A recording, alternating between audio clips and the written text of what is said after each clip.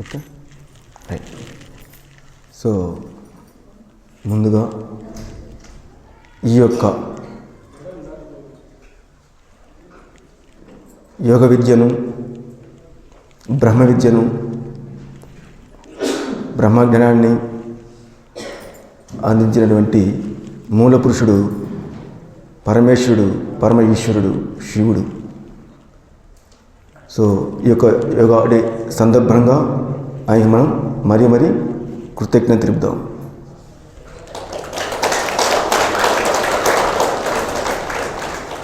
మరి అటువంటి యోగాన్ని ఈ భూమండలానికి పరిచయం చేసిన వ్యక్తి పతంజలి మహర్షి.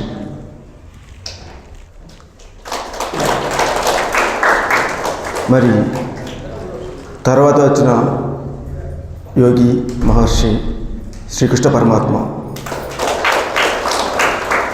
మరి ఈ మధ్యకాలంలో మన మధ్యలో ఒక మనిషిగా తిరిగాడిన నడియాడే ఒక భగవంతుడు, మన ఒక ఆది గురువు, ఆది దైవము బ్రహ్మర్షి పత్రి గారు. మరి ఆయన చెప్పిన విద్యను ఇంకొంచెం ముందుకు తీసుకెళ్ళి ఇటువంటి శ్రీ విద్యా లయం అనే గొప్ప మూలమైన ఆధ్యాత్మిక సంపదను మనకు అందిస్తున్నటువంటి మన పరమ పూజ్యులు సో అగ్గి భీమయ్య గారు. మరి ఇక్కడికి చేసిన యోగులకు, ధ్యానులకు, జ్ఞానులకు నా యొక్క ఆత్మకోటి ప్రణామాలండి.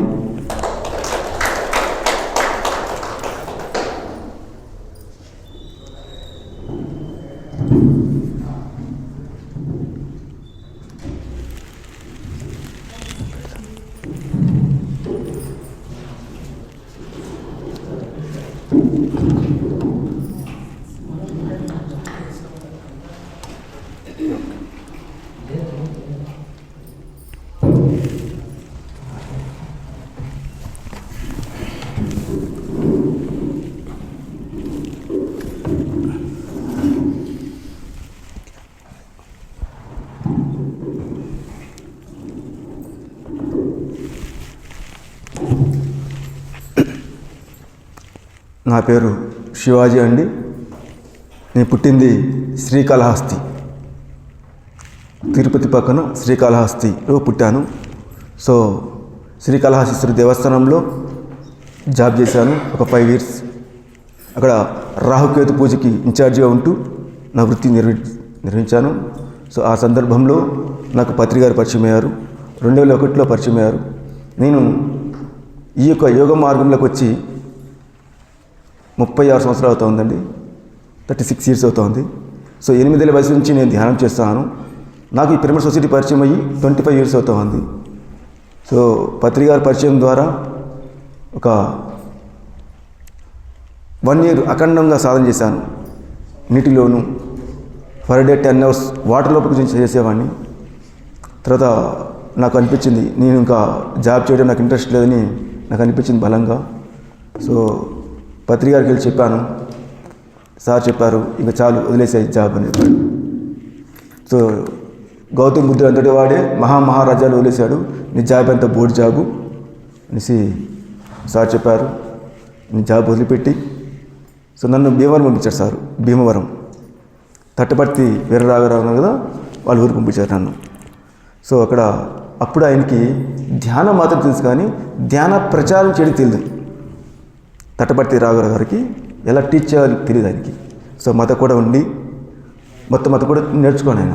మేము పిల్లలకి ఎలా టీచ్ చేస్తున్నాము, పెద్దలకి ఎలా టీచ్ చేస్తామనేసి మాతో కూడా ఉండి నేర్చుకున్నాడు తట్టపర్తి వీరరాఘవరావు గారు. సో ఆ సందర్భంగా పత్రి గారి సమక్షంలో ఉంటూ సుమారు 25 సంవత్సరాలు ఆయనతో పాటు జర్నీ చేశాను.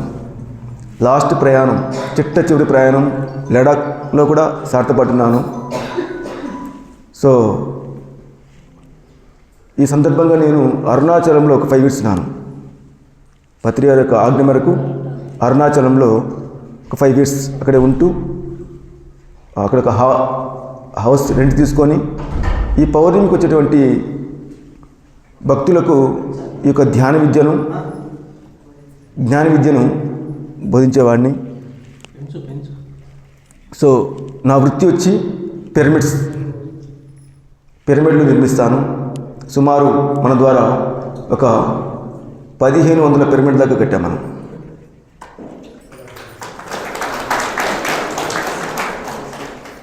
సో నెక్స్ట్ పత్రికతో ఉంటూ అనేక విషయాలు అధ్యయనం చేస్తూ, ఏ పరమ గురువు కూడా కంప్లీట్ నాలెడ్జ్ ఇవ్వరు, సగమే ఇస్తారు. సగం మనం ఎత్తుక్కోవాలి.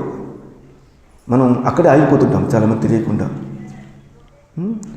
మనకు యోగ విద్యను జస్ట్ ఇంట్రడ్యూస్ చేశారు పత్రి సార్, సులువైన మార్గంలో, ఈజీ మార్గంలో. ఇది వరకు స్టార్టింగ్లో మాకు చైర్స్ ఉండేది కాదు, మాకు కిందే కూర్చోబెట్టేవాళ్ళు మమ్మల్ని. ఇప్పుడు చైర్స్ తీసుకొచ్చారు. ఎందుకంటే ఈ సులువైన మార్గం ఉంటే జనం వస్తారు, కొంచెం కష్టపెడితే పారిపోతారు. నేను సార్ గుర్తించి ఇట్లా కాదు, వీళ్ళకి ఇక బిస్కెట్లు వేయాలి బాగా వీళ్ళకి అనేసి ఫస్ట్ ఈ చైర్స్ సుఖాన్ని ఇచ్చారన్నమాట. సో మళ్ళీ ఇందులోకి వచ్చిన తర్వాత వాళ్ళకి ఆత్మస్థితిని బట్టి వాళ్ళు గ్రో అవుతుంటారు.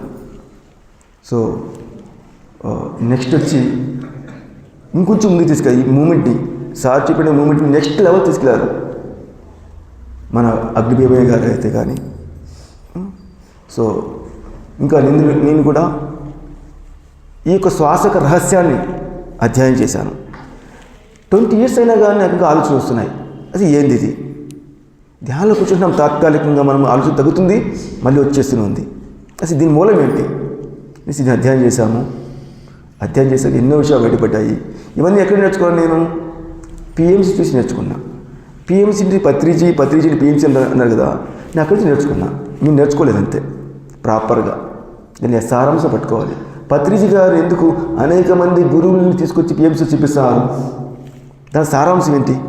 ఇప్పుడు ఏ సొసైటీ అన్నా వాళ్ళతో మాత్రం నేర్పు చెప్తారు, వాళ్ళ గురువులు మాత్రం ప్రమోట్ చేస్తారు. మరి పత్రి గారు అందరి గురువులు అంటే ఇక్కడ తెలుసు, ఇక్కడ అందరి గురువుకు సంబంధించిన సాధన ఉంది. ఆయన తెలుసు, ఆయన స్కూల్ పెట్టుకున్నాడు, నా స్కూల్ని నీకు బోధిస్తాను అనేసి. మనం అక్కడ ఆగిపోకూడదు. చూడండి, మనకు ఉత్తరగీతలో శ్రీకృష్ణ పరమాత్మ చెప్పి ఉన్నాడు కదా, కోటి పూజ సమం స్తోత్రం, కోటి స్తోత్రం సమం జపం, జపకోటి సమోధ్యానం, ధ్యాన కోటి సమోలయ. కోటి పూజలు, కోటి స్తోత్రాలు, కోటి జపాలు, కోటి ధ్యానాలు. బాగా నోటీస్ పాయింట్. కోటి ధ్యానం సమోలయం, హిమాలయం, గర్భాలయం, గ్రంథాలయం, శ్రీ విద్యాలయం. లయం అంటే కోటి ధ్యానానికి ఒక స్థితి ఉంది కదా, అదే లయయోగం, అదే సమాధి స్థితి. సమాధి నియమం, ఆసనం, ప్రాణాయామం, ప్రత్యాహారం, ధారణ, ధ్యాన, సమాధి. చూడండి, ధ్యాన తర్వాత సమాధి ఉంది కదా. వాట్ ఈజ్ సమాధి? సమాధి అంటే ఏంటి? భూమిలో పూడ్చిపెట్టామా? సమాధి అంటే ఆదికి సమమైన స్థితియే సమాధి. ఆది నీవు ఈక్వల్, లయం మూల పురుషుడు నీవు ఒక్కటే, అదే ఆది సమానమైన స్థితి. So supreme soul your the one. జీవుడు జీవాత్మ ఒక్కటే. ఇప్పుడు ఇందాక మనం పాడుకున్నాం కదా, అంబిక, అంబాలిక, నెక్స్ట్ ఏంటి? జగదాంబిక. అంటే అర్థం ఏంటి? ఎంత క్లియర్ కట్గా ఉంచండి. అంబిక అంటే జీవుడు, అంబాలిక అంటే జీవాత్మ. అది విశ్వవ్యాప్తమై ఉంది, జగత్తంతో అదే. ఆ మూలమే జ్ఞానాన్ని, ఆ దృష్టి మనకు కావాలి.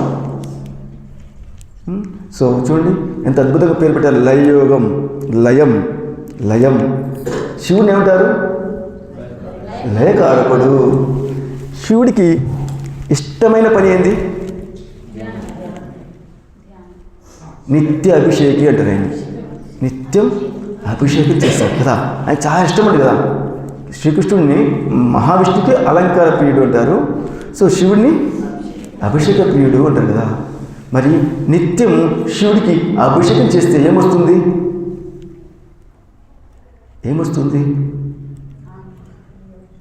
ముక్తి వస్తుంది, మోక్షం వస్తుంది. వాట్ ఇస్ ముక్తి? సర్వ దుఃఖాల నుంచి విముక్తి, సకల బంధాల నుంచి విముక్తి, సకల అజ్ఞానం నుంచి విముక్తి, సకల రోగాల నుంచి విముక్తి, సకల భయాల నుంచి విముక్తి. తర్వాత వస్తుంది మోక్షం. మోక్షం అనగా సర్వజీవుల యందు కరుణ, కారుణ్యం, దయ, క్షమ, సహాయం చేయడం. ఈ జీవుడు ఎక్కడికి వచ్చాడో తిరిగి అక్కడ చేరుకోవడమే మోక్షం. ఇదే లయం. సో మీ శిరస్సే శివలింగం, మీ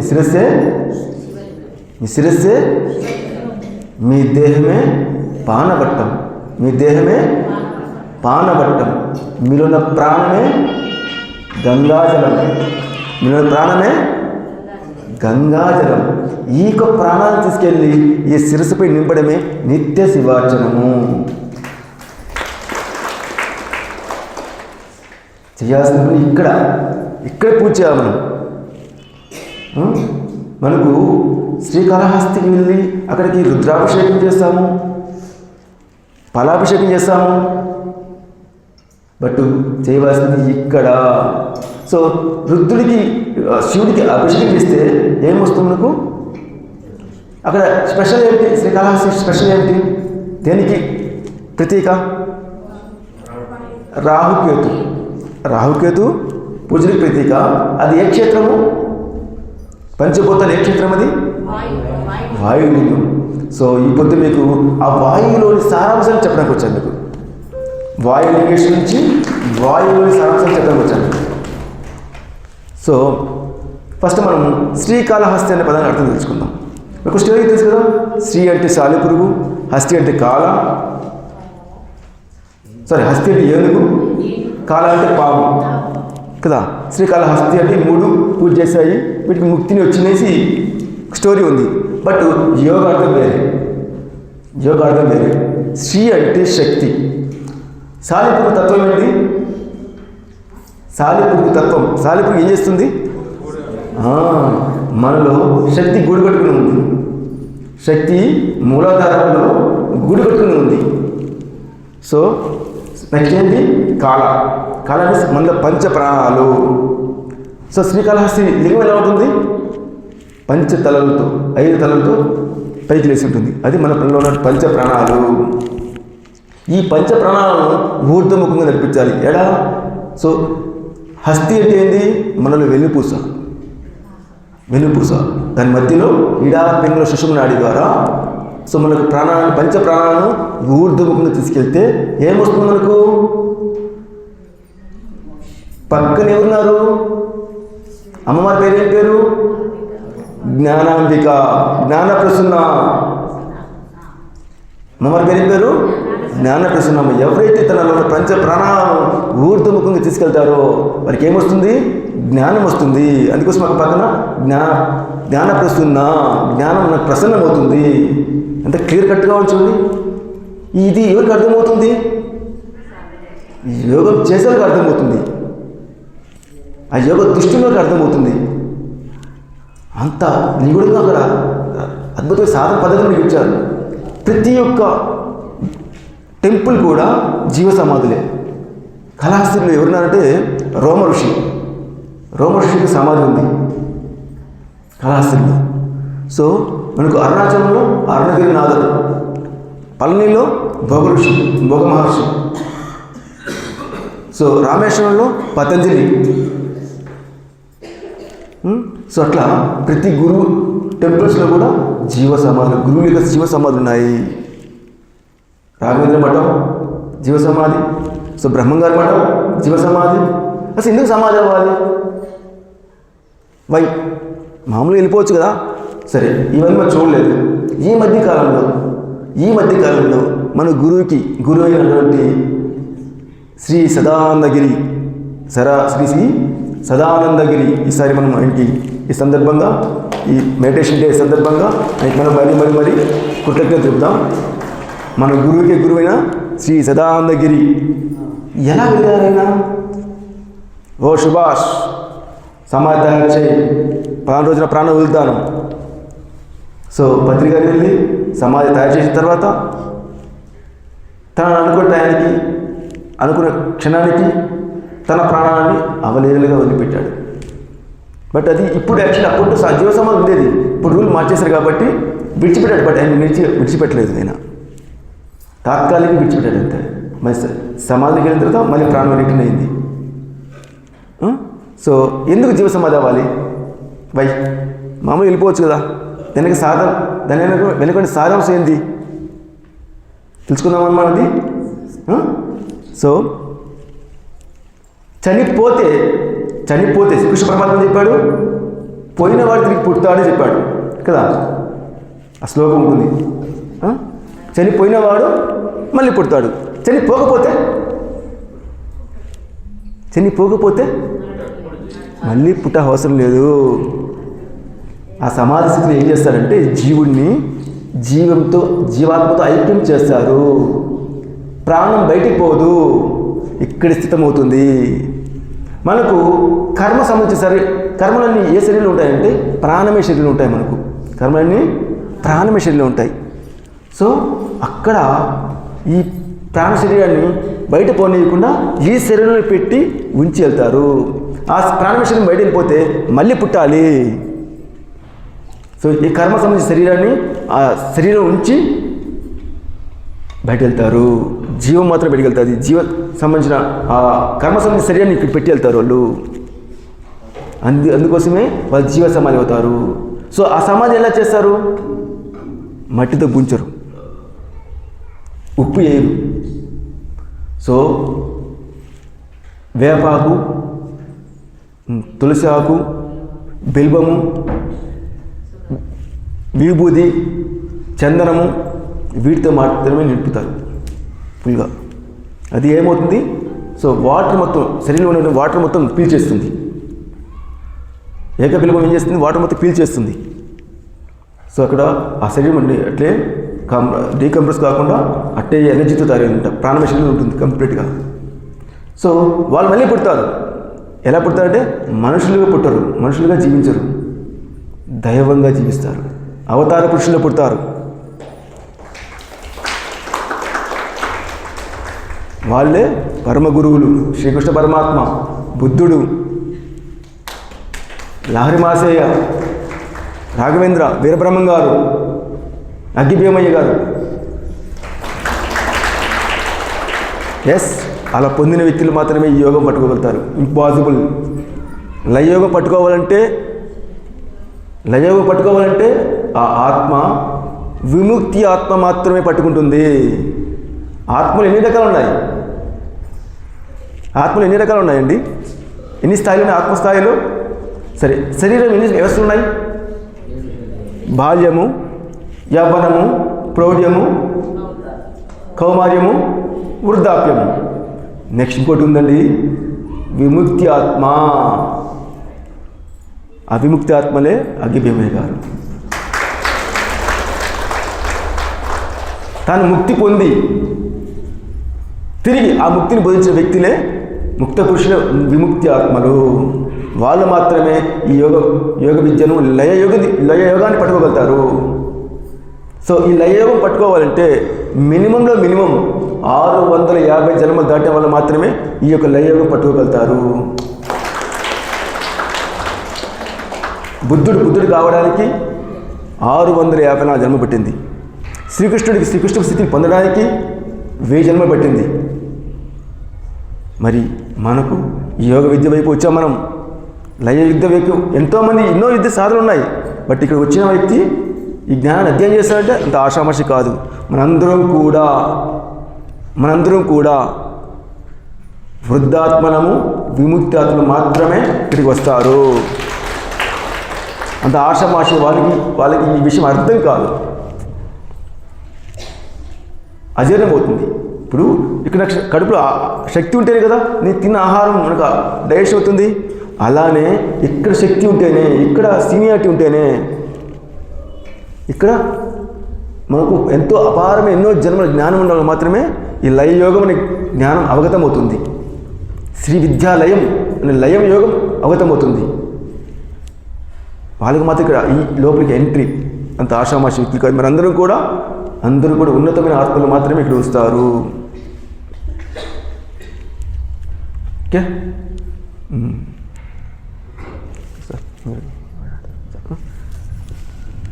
సో నేను వచ్చి క్రియాయోగం ప్రాక్టీస్ చేస్తాను. వాట్ ఈస్ క్రియ? క్రియ అంటే ఏంటి? శ్రీకృష్ణ, శ్రీ అనగా శక్తి, కృ అనగా పని, స్న అనగా లయం. ఎక్కడ పనిచేయాలి మనము? శక్తితో నిత్యం ఎక్కడ పనిచేయాలి? నీ లోపల. సో ఈ సాధన వచ్చి ఇప్పుడు మనకి పత్రిక ఏం చెప్పారు? శ్వాస మీద ధ్యాస చెప్పారు కదా. శ్వాసను గమనించగా శ్వాస చిన్నదవుతుంది కదా. ఎందుకు చిన్నదవ్వాలి? శ్వాస ఎందుకు చిన్నదవ్వాలండి? ఆలోచన తగ్గచ్చు కాక శ్వాస ఎందుకు తగ్గాలి? ఒకటి. రెండోది, మనలోకి మాయ ఎలా వచ్చింది? మనం మాయ ప్రపంచంకి వచ్చామని విన్నాం కదా. ఆ మాయ అనేది మనలోకి ఎలా వచ్చిందండి? ఎలా వచ్చింది? కర్మలో. అది మనలోకి ఎలా వచ్చింది? కర్మలు ఉన్నాయి ఒక మనలోకి ఎలా వచ్చింది? మనసు అంటే ఏంటండి? ఆలోచన సమూహం మనస్సు. ఓకే, ఆ మాయ ప్రపంచం మనలోకి ఎలా వచ్చిందంటే, తల్లి గర్భంలో మనం ఉన్నప్పుడు మనకు శ్వాస ఉందా? తల్లి గర్భంలో మనం ఉన్నప్పుడు శ్వాస ఉందా? నీటి మధ్యలో మనం ఉన్నాము.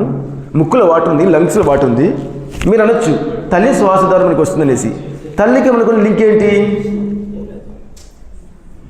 బొడ్డుతో లింక్ అవుతుంది, అంతే కదా. బొడ్డుతో శ్వాసించే టెక్నాలజీ ఉంది ఎక్కడన్నా? లేదు కదా. బొడ్డు నుంచి ఏమొస్తుంది? రక్తము, గ్లూకోజ్ మాత్రమే వస్తుంది. సో ఆ బిడ్డ ఆ తల్లి గర్భం ఉన్నప్పుడు ఎక్కడి శ్వాసించాడు? బ్రహ్మరంధ్రం నుంచి శ్వాసించాడు. అందుకే చూడండి, ఆ బిడ్డని చూడండి, ఇక్కడ పుట్టిన వెంటనే ఇక్కడ ఎలా ఉంటుంది? చాలా మెత్తగా ఉంటుంది. ఇక్కడ నాడి టప్టప్న ఆడుతుంది. ఎప్పుడైతే ఆ బిడ్డ తల్లి గర్భంలో ఉన్నప్పుడు సంపూర్ణ జ్ఞానం ఉంది తనకి, సంపూర్ణమైన జ్ఞానం.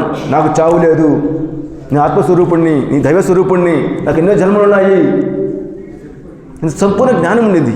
ఎప్పుడైతే ఆ బిడ్డ తల్లి గర్భం నుంచి బయట రాగానే బయట గాలి ఎప్పుడు పీల్చామో అదే మాయా. తల్లి గర్భం నుంచి ఎవరైతే బయటకు వచ్చి వెంటనే బయట గాలి పీల్చుతారో అదే మాయా. బయట గాలి పీల్చడంతో మన మాయ ఎంటవుతుంది. ఓకే, మనము మొట్టమొదట గాలి పీల్చుతామా, గాలి వదులుతామా? తల్లి గర్భం నుంచి బయట రాగానే గాలి పీల్చుతామా, గాలి వదులుతామా అండి?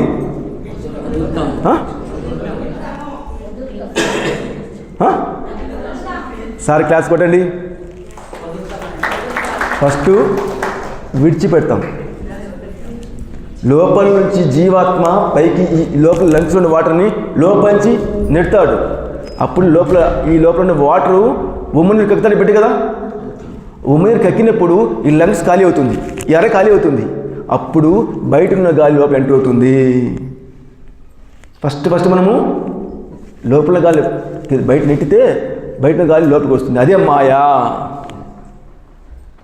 సో చిన్నతనం నుంచి 6 ఏళ్ళ వరకు ఆ పిల్లవాడు చాలా ఆనందంగా ఉన్నాడు కదా. ఇప్పుడు ఏమైంది మనకు ఆనందము? ఆ ఆనందం కోసమే మన ప్రయత్నము. చిన్నతనం ఎంత మనం చూసాం, మనకి ఇప్పుడు మర్చిపోయాం మనం. బట్ పిల్లలు మన ఎదురు పిల్లలు చూడ ఎలా ఉంటారు? చిన్న నిద్ర లేచినప్పటి నుంచి పడుకునేంత వరకు ఎప్పుడు ఆనందంగా ఉంటారు, అవునా? మన పిల్లలు ఎవరితో పోలుస్తాం? మనం దైవంతో పోలుస్తాం కదా. ఎందుకు దైవంతో పోలుస్తాం మనం? హాయిగా ఉంటారు, కల్మషరహితంగా ఉంటారు, ఈ క్షణంలో ఉంటారు, దివ్యంగా ఉంటారు. ఎప్పటికప్పుడు సిరిమందహాసాన్ని ఇక్కడి నుంచి 10 అడుగులు వెళ్ళినా ఒక చిన్న డాన్స్ చేస్తూ పొందిన వాళ్ళు గమనించండి, మీరు జాయినిస్తూ ఉంటారు. మరి ఏమైంది ఇప్పుడు మనకు? ఏమైందంటే శ్వాసించే విధానం మారిపోయింది. శ్వాసించే విధానం మారిపోయింది. చిన్నతనం నుంచి పుట్టినప్పటి నుంచి 6 ఏళ్ల వరకు ఈ బ్రహ్మరంధ్రం ఓపెన్గా ఉంటుంది మనకు. ఎక్కడి నుంచి మనం శ్వాసించాం మనం చూడండి. రామకృష్ణ పరమహంస. What is Paramahamsa?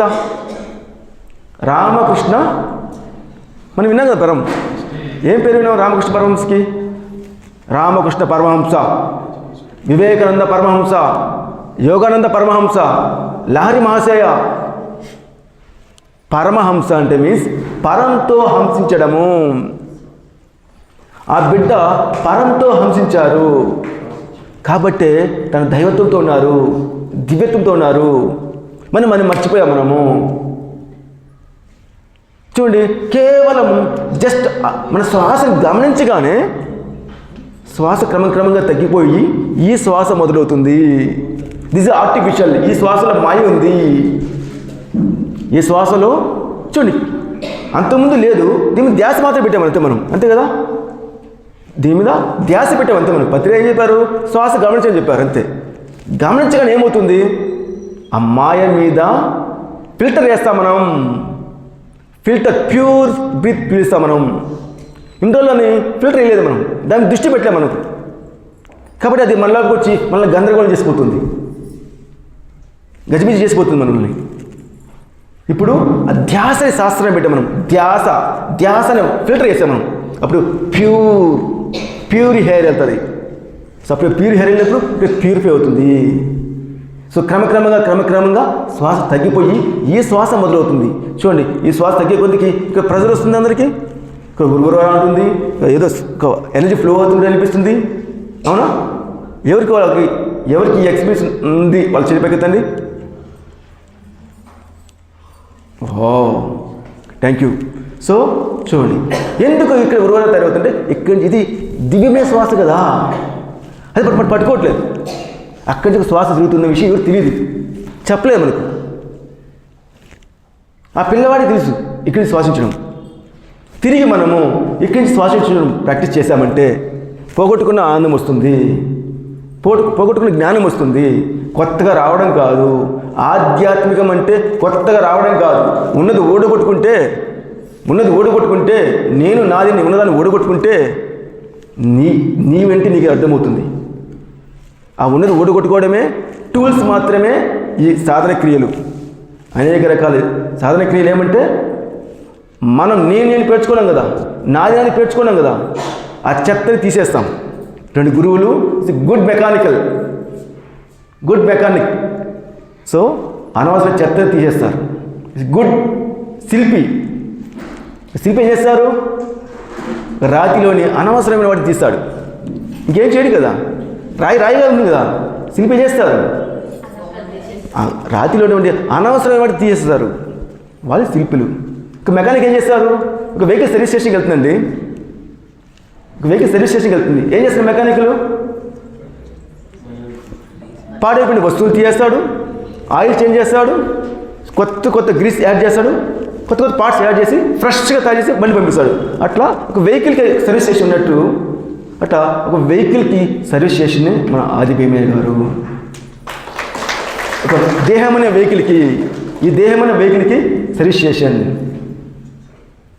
శరీరంలో ఉన్నటువంటి అనేక రకాల రుగ్మతలను, పార్ట్స్ని, అనవసరం వాటిని తీయేసి మళ్ళీ ఆ బండిని ఫ్రెష్గా తయారు చేసి పంపిస్తారు. ఒక దైవముగా, ఒక దివ్యముగా. Good mechanic. ఎందుకు చాలా అదృష్టవంతులు, ఎవరికి దొరకలేదు ప్రాప్తం. సో గుడ్ మెకానిక్ మనకు దొరికారండి, ఒక మహానుభావుడు దొరికారు. ఈజీ కాదు. సో మనం ప్రాక్టికల్ మరి చేద్దాం. మనసుని మహాశూన్యం చేసుకుందాము. ఎక్కడికి శ్వాసించే విధానం నేర్పిస్తాను మీకు. సో మనందరం కూడా పరమహంసలం అవుదాం మనం అందరం కూడా. Okay, thank you.